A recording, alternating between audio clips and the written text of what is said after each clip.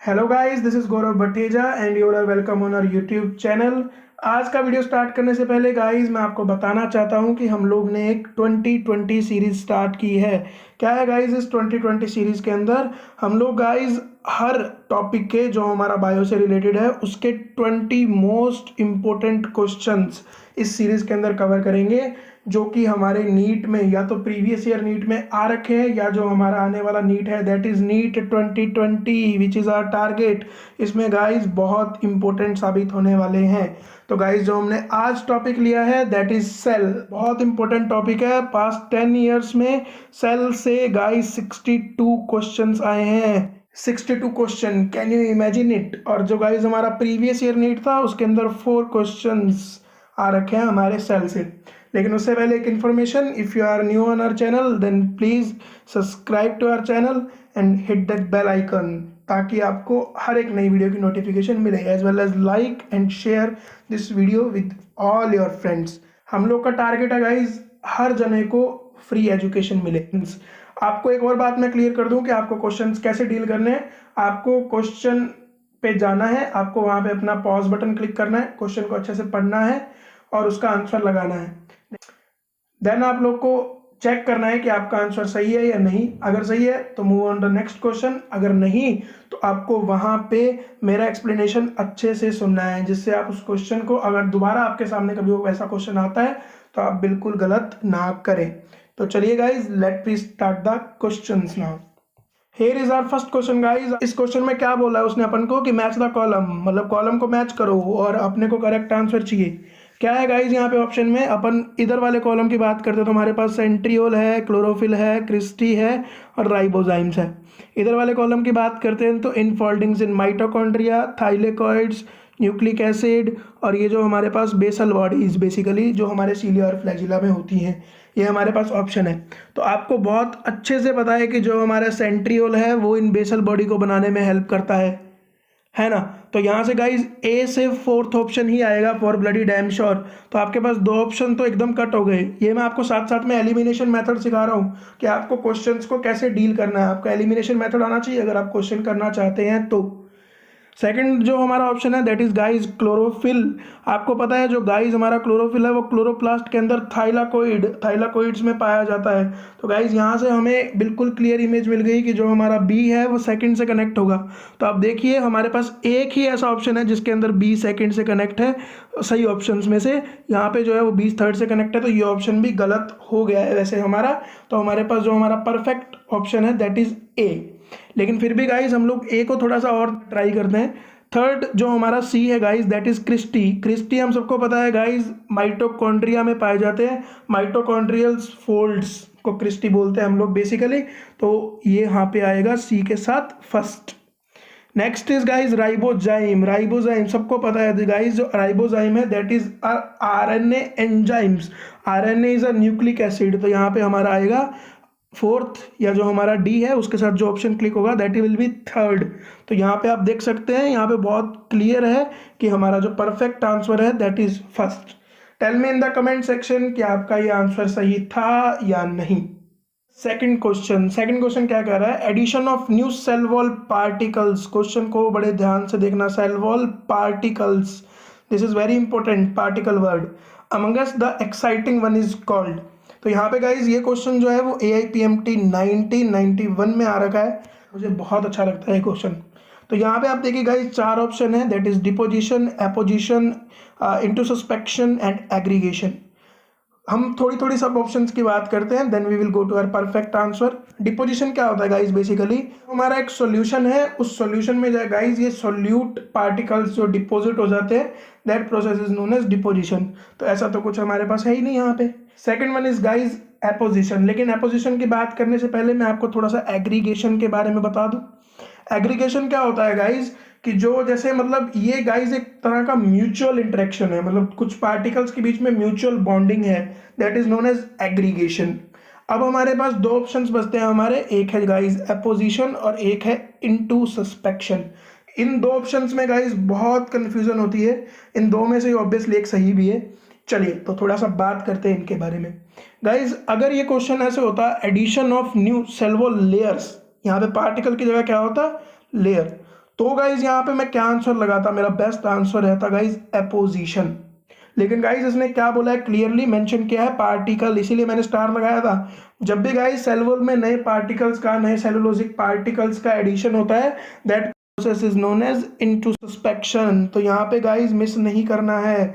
बहुत से लोग यहाँ पे अपोजिशन लगा के आए थे, लेकिन उन्होंने ये वर्ड ध्यान से नहीं पढ़ा, दैट इज पार्टिकल। आपको गाइज ये मिस्टेक नहीं करनी है।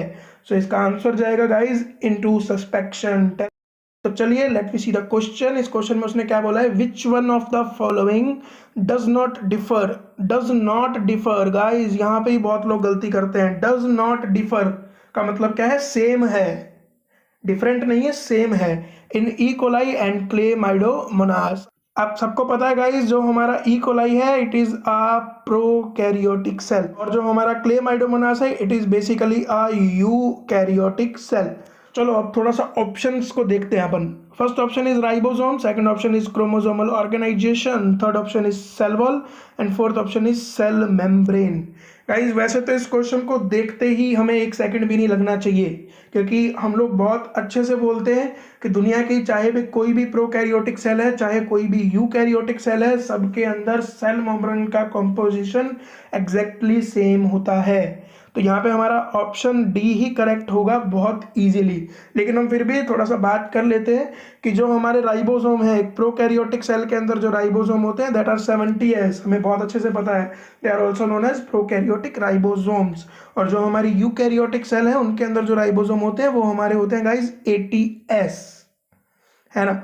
क्रोमोसोमल ऑर्गेनाइजेशन की बात करते हैं तो ये भी गाइस हमारी प्रोकैरियोटिक और यूकैरियोटिक दोनों सेल्स में बहुत डिफरेंट होता है। हम लोग ने बहुत डिटेल से इसके बारे में पढ़ा है। जब मैं गाइस सेल वॉल की बात करता हूं तो बेसिकली हमारी ई कोलाई जो है वो एक बैक्टीरियल सेल है एंड क्लेमाइडोमोनास एल्गल सेल, इसलिए गाइस ये ऑप्शन तो करेक्ट हो ही नहीं सकता। तो गाइस वैसे भी हमें देखते ही पता लग गया था कि सेल मेम्ब्रेन जो होती है वो हर एक सेल के अंदर कॉमन होती है। फ्लूइड मोज़ेक मॉडल जो सेल मेम्ब्रेन का सबसे एक्सेप्टेड मॉडल है, उसके हिसाब से सेल मेम्ब्रेन की स्ट्रक्चर पाई जाती है। तो हम बहुत इजीली लगा सकते थे इस क्वेश्चन को।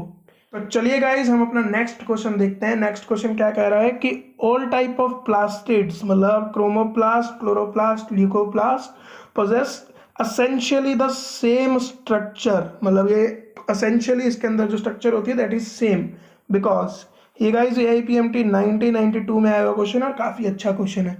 क्या कहता है गाइज, क्यों? इसका पहला ऑप्शन है, मतलब वो स्ट्रक्चरली सेम होते हैं। क्यों? क्यों गाइज? क्योंकि पहला ऑप्शन है परफॉर्म द सेम फंक्शन। बिल्कुल नहीं, बिल्कुल भी नहीं। आप सबको पता है क्लोरोप्लास्ट, क्रोमोप्लास्ट और ल्यूकोप्लास्ट, इनके फंक्शन बहुत डिफरेंट होते हैं एक दूसरे से। क्लोरोप्लास्ट फोटोसिंथेसिस करता है, क्रोमोप्लास्ट डिफरेंट पार्ट्स को कलर देता है, और जो हमारा बेसिकली ल्यूकोप्लास्ट है वो स्टोरेज का काम करता है डिफरेंट डिफरेंट मटेरियल्स का। बी ऑप्शन देखते हैं तो वो क्या कह रहा है कि store food material like starch, fat and protein. ये तो मैंने अभी बोला ना, ये काम तो ल्यूकोप्लास्ट का है बेसिकली। प्लास्टिड्स, सारे प्लास्टिड्स का थोड़ी है काम। थर्ड ऑप्शन अकर इन एरियल पार्ट, जी नहीं, सारे प्लास्टिड एरियल पार्ट में मिले ऐसा कोई जरूरी नहीं है। Fourth option is transform from one form to another. ये वाली बात गाइस बिल्कुल करेक्ट है कि जितने भी हमारे प्लास्टिड हैं, चाहे वो क्लोरोप्लास्ट हो, क्रोमोप्लास्ट हो, ल्यूकोप्लास्ट हो, ये प्लांट की नीड कि किस फंक्शन की उसको ज़्यादा नीड है उसके बेस पे एक दूसरे में इजीली चेंज हो सकते हैं। तो गाइज इसीलिए इनकी स्ट्रक्चर एक जैसी सी होती है, क्योंकि ये एक फॉर्म से दूसरी फॉर्म में इजीली चेंज हो सकते हैं। तो इसीलिए हमारा आंसर जाता है फोर्थ या फिर डी। तो चलिए गाइस अब हम हमारा नेक्स्ट क्वेश्चन देखते हैं। क्वेश्चन AIPMT 2008 में आया हुआ है। बेसिकली क्या कह रहा है ये क्वेश्चन, दैट द टू सब units of ribosome remain United at a critical ion level of. मतलब कौन सा आयन की प्रेजेंस में जो राइबोसोम की हमारी टू यूनिट है, एक लार्ज वाली और एक स्मॉल वाली, वो यूनाइटेड रहती है एक दूसरे से। ये क्वेश्चन गाइज हमारे मॉलिक्यूलर बेसिस ऑफ इनहेरिटेंस, मतलब जब हम जेनेटिक्स में पढ़ते हैं वहाँ का भी क्वेश्चन है, क्योंकि जहाँ वहाँ पे ट्रांसलेशन होता है ना, तो ट्रांसलेशन के टाइम वो राइबोसोम की दोनों यूनिट्स यूनाइटेड होती हैं, तो वहाँ पे भी बताया जाता है। लेकिन सेल बायोलॉजी, साइटोलॉजी में भी इसको अच्छे से बताया जाता है। ये एक इन्फॉर्मेशनल क्वेश्चन है प्रॉपरली, और हमें बहुत अच्छे से याद रखना है। It is a very important question and the answer is magnesium. मतलब राइबोसोम की दो सब यूनिट्स को यूनाइट रहने के लिए मैग्नीशियम आयन का एक क्रिटिकल लेवल नीड होता है। अगर तो उस क्रिटिकल लेवल से कम है मैग्नीशियम आयन, तो वो दोनों यूनिट यूनाइट नहीं होंगी। अगर उतने लेवल में है तो वो दोनों यूनाइट हो जाएंगी, और अगर उससे ज़्यादा लेवल में है तो वो जो राइबोसोम है गाइस वो डाइमर का फॉर्मेशन कर लेते हैं। ये एक थोड़ी एडवांस की बात है, लेकिन यहाँ पे अपन को क्या याद रखना है कि जो हमारा मैग्नीशियम आयन है ये बहुत क्रिटिकल आयन है राइबोसोम के 2 यूनिट के कनेक्शन के लिए। चलिए guys, now we will see our next question. क्या कह रहा है ये क्वेश्चन पहली बात तो आया है नीट 2015 में। क्वेश्चन में क्या है, which of the following structure is not found in a prokaryotic cell, मतलब प्रोकैरियोटिक सेल में इन ऑप्शंस में से कौन सी स्ट्रक्चर नहीं मिलती हैं। पहला ऑप्शन है guys mesosome, second option is plasma membrane, third option is nuclear envelope and fourth option is ribosome. तो गाइज अभी मैंने पहले ही एक चीज तो बिल्कुल क्लियर कर दी थी कि चाहे दुनिया के कोई प्रोकैरियोटिक सेल हो चाहे यूकैरियोटिक हो, उनके अंदर प्लाज्मा मेम्ब्रेन तो मिलेगी ही मिलेगी, तो ये ऑप्शन तो कभी भी नहीं हो सकता है। Second thing is mesosome. Mesosome actually क्या होता है कि जो गाइज प्रोकैरियोटिक सेल की सेल मेम्ब्रेन है ये इंटरनल साइड पे कुछ फोल्ड्स बना लेती है, उन फोल्ड्स को गाइज हम लोग कहते हैं मीजोसोम। एंड द फोल्ड्स वो बहुत डिफरेंट अलग अलग फंक्शन करते हैं, माइटोकॉन्ड्रिया की तरह भी बिहेव करते हैं हमारी प्रोकैरियोटिक सेल के लिए।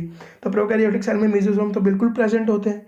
अब यहाँ पे सी ऑप्शन जो हमारा है दैट इज न्यूक्लियर एनवेलप, ये है गाइज हमारा करेक्ट आंसर। क्यों है गाइज, क्योंकि कोई भी प्रोकैरियोटिक सेल होती है ना तो उसके अंदर न्यूक्लियस या जो हमारा प्रॉपर एक न्यूक्लियर स्ट्रक्चर है वो नहीं प्रेजेंट होती।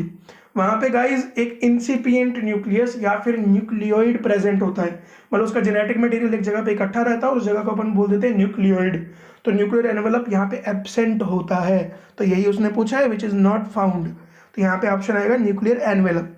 हम बात कर लेते हैं राइबोसोम्स की भी। जो गाइस राइबोसोम्स होते हैं ये हमारे प्रोकैरियोटिक सेल के अंदर बिल्कुल मिलते हैं। हाँ, वो अलग बात है कि जो राइबोसोम्स हैं वो 70s टाइप के हैं, मतलब वो प्रोकैरियोटिक टाइप के राइबोसोम है पर प्रेजेंट होते हैं। तो यहाँ पे हमारा गाइस बहुत इजीली आंसर चला जाएगा सी। तो चलिए गाइस अब हम हमारे नेक्स्ट क्वेश्चन पे चलते हैं। ये क्वेश्चन भी मेरा काफ़ी फेवरेट क्वेश्चन है। क्यों? क्योंकि ये एक तो पुराने नीट में आया हुआ है और बहुत अच्छा क्वेश्चन भी है। तो ये आया हुआ है बेसिकली नीट 2015 में। क्वेश्चन क्या है, न्यूक्लियर मेम्ब्रेन या nuclear envelope is a derivative of. पहला ऑप्शन है माइक्रोट्यूब्यूल्स, सेकंड ऑप्शन है RER which is rough endoplasmic reticulum, third option है SCR which is smooth endoplasmic reticulum and D option है हमारा membrane of Golgi complex. Microtubules और membrane of Golgi complex ये दोनों answer यहाँ पे बिल्कुल ही नहीं हो सकते क्योंकि इनका न्यूक्लियर एनवेलप से कोई लेना देना ही नहीं है। ऑप्शन बचते हैं हमारी जो ER, हमारा जो एंडोप्लाज्मिक रेटिकुलम है वो बिल्कुल न्यूक्लियर मेम्ब्रेन के साथ पाया जाता है, उससे जुड़ा हुआ पाया जाता है। तो यहाँ पे भी थोड़ा सा कंफ्यूजन होता है बच्चों में कि वो रफ वाली है या स्मूथ वाली, तो मैं उसको बिल्कुल क्लियर करता हूँ कि जो हमारा न्यूक्लियर एनवेलप है गाइस ये हमारा डिराइवेटिव होता है रफ एंडोप्लाज्मिक रेटिकुलम का। हम बहुत बार बोल भी देते हैं बात कि जो हमारी रफ एंडोप्लाज्मिक रेटिकुलम है वो न्यूक्लियस के काफ़ी पास है, ये न्यूक्लियर मेम्ब्रेन के काफ़ी पास पाई जाती है when we compare it to smooth endoplasmic reticulum. तो बहुत ईजी, बहुत अच्छा क्वेश्चन है, इसको तुम ईजिली फोड़ सकते हो। तो चलिए गाइस अब हम हमारे नेक्स्ट क्वेश्चन पे चलते हैं। ये क्वेश्चन क्या कह रहा है, पहले तो क्वेश्चन AIPMT 2005 में आया हुआ है और क्वेश्चन क्या बोलता है कि कीमोऑस्मोटिक थ्योरी ऑफ ATP सिंथेसिस, कि जो हमारा ATP सिंथेसिस की कीमोऑस्मोटिक थ्योरी है in the chloroplast and mitochondria is based on, वो किस पे बेस्ड है बेसिकली। तो बेटा यहाँ पे हमारा फर्स्ट ऑप्शन है that is membrane potential, second option है accumulation of Na+ ions, third option है एक्यूमुलेशन ऑफ K+ या जो पोटेशियम आयन है, और नेक्स्ट ऑप्शन है प्रोटॉन ग्रेडियंट। तो गाइस इस थ्योरी को पढ़ाते हुए हम बहुत क्लियरली बताते हैं कि जो ये थ्योरी है उसका डायरेक्ट रिलेशन है गाइस प्रोटॉन ग्रेडियंट से, या फिर जो यहाँ पे ATP फॉर्मेशन होता है ना गाइस वो इस प्रोटॉन ग्रेडियंट के कारण ही होता है। स्टेटमेंट बहुत ध्यान से सुनना आप लोग कि जो हमारा ATP का फॉर्मेशन हो रहा है वो इस प्रोटॉन ग्रेडियंट के कारण ही होता है। तो हमें गाइस यहाँ पे बहुत ज़्यादा सोचने की ज़रूरत ही नहीं है, ये बहुत इजी और बहुत अच्छा स्कोरिंग क्वेश्चन था उस AIPMT का कि जो हमारा ATP बनता है वो प्रोटॉन ग्रेडियंट के कारण बनता है। आप लोग को ये एज अ स्टेटमेंट ही याद रखना है। तो गाइज हमारा जो नेक्स्ट क्वेश्चन है वो क्या कहता है कि organelles can be separated from cell homogenate, मतलब अपन एक सेल का मिक्सचर बना लें, उसमें से डिफरेंट डिफरेंट ऑर्गेनल्स को अपन को अलग करना हो तो हम किस मेथड से कर सकते हैं। तो बेसिकली गाइज पहला ऑप्शन क्या है, chromatography, second is x ray diffraction, third one is differential centrifugation and next option is autoradiography. ये गाइस जो हमारी क्रोमेटोग्राफी है ये तो बेसिकली कलर पे बेस होती है, तो इसका हमारे यहाँ से कोई लेना देना नहीं है। जो एक्सरे डिफ्रैक्शन होता है उसके अंदर अपन एक बेसिकली एक्सरे डालते हैं किसी भी कंपाउंड पे और वो डिफरेंट डिफ्रैक्शंस में डेविएट हो जाती है, उसका भी हमारे यहाँ से कोई लेना देना नहीं है। ऑटो रेडियोग्राफी से भी गाइस हम लोग ऑर्गेनल्स को सेपरेट नहीं कर पाते। सेपरेट करने का जो हमारा मेथड है दैट इज डिफरेंशियल सेंट्रीफ्यूगेशन, मतलब अपन इसमें डेंसिटी ग्रेडियंट के बेस पे, मतलब अपन सेंट्रीफ्यूगेशन करवाते हैं हमारे सेल वाले जो होमोजिनेट है उसका, और डेंसिटी ग्रेडियंट के बेस पे कौन सा ऑर्गेनल कितना हैवी है, कौन सा कितना लाइट है, उस बेस पे हम अलग करते हैं। तो ये जो हमारा मेथड काम आता है ये भी एक इन्फॉर्मेशनल क्वेश्चन है, दैट इज डिफरेंशियल सेंट्रीफ्यूगेशन। ये भी अपन को अच्छे से याद रखना है। मेरे को नीचे कमेंट्स बॉक्स में बताना है कि कितने लोगों का ये वाला क्वेश्चन सही हुआ है। गाइस अब हम बात करते हैं हमारे नेक्स्ट क्वेश्चन की। ये वाला जो क्वेश्चन है वो AIPMT 2012 में आया हुआ है। इस क्वेश्चन के ऑप्शंस आप देख सकते हैं थोड़े से लेंथी हैं, लेकिन कंसेप्चुअल क्वेश्चन है और बहुत इजी क्वेश्चन है। क्या कह रहा है क्वेश्चन कि select the correct statement from the following regarding cell membrane, मतलब सेल मेम्ब्रेन के बारे में अपन को इनमें से करेक्ट स्टेटमेंट ढूंढनी है बेसिकली। तो पहला ऑप्शन क्या कह रहा है कि Na एंड K प्लस, मतलब जो हमारे सोडियम और पोटेशियम आयंस हैं they move across cell membrane by passive transport. बिल्कुल गलत। क्यों? क्योंकि गाइस जो हमारा आयंस होते हैं वो कभी भी पैसिव ट्रांसपोर्ट के द्वारा सेल मेम्ब्रेन के अक्रॉस मूव नहीं कर पाते। यहाँ पे गाइस क्या होता है हमारा एक्टिव ट्रांसपोर्ट, और एक्टिव ट्रांसपोर्ट में अपन को पता है क्या लगती है, एनर्जी। तो यहाँ पे गाइस ये ऑप्शन बिल्कुल ही गलत है। Next option is protein made up 60 to 70% of the cell membrane। यहाँ पे गाइस उसने किसी मतलब पर्टिकुलर सेल मेम्ब्रेन के बारे में अपन को नहीं बताया है कि किसकी सेल मेम्ब्रेन की बात कर रहा है वो। तो अपन क्या है, अपन NCERT भक्त हैं, और NCERT में हमें बताया गया गाइस बेसिकली RBC के बारे में, और RBC के अंदर गाइस 52% ऑफ प्रोटीन होता है और 40% ऑफ लिपिड होता है। तो यहाँ पे तो उसने ऑप्शन में बोला है गाइस कि 60 to 70%, जो कि हम लोग गलत मानते हैं हमारी NCERT के बेस के हिसाब से। Next option is lipid are arranged in a bilayer. Lipid are arranged in a bilayer, जो बात बिल्कुल सही है। नेक्स्ट आगे क्या बोल रहा है, with polar head towards the inner part. यहाँ पे इसने इस ऑप्शन को गलत कर दिया। क्यों? क्योंकि गाइस लिपिड तो बाइलेयर में अरेंज होते हैं, ये बात बिल्कुल सही है, लेकिन उसके जो पोलर हेड्स होते हैं guys towards the outer part पाए जाते हैं, ना कि टुवार्ड्स द इनर पार्ट। हमने ये बहुत बार देखा भी है हमारे फ्लूइड मोज़ेक मॉडल के अंदर।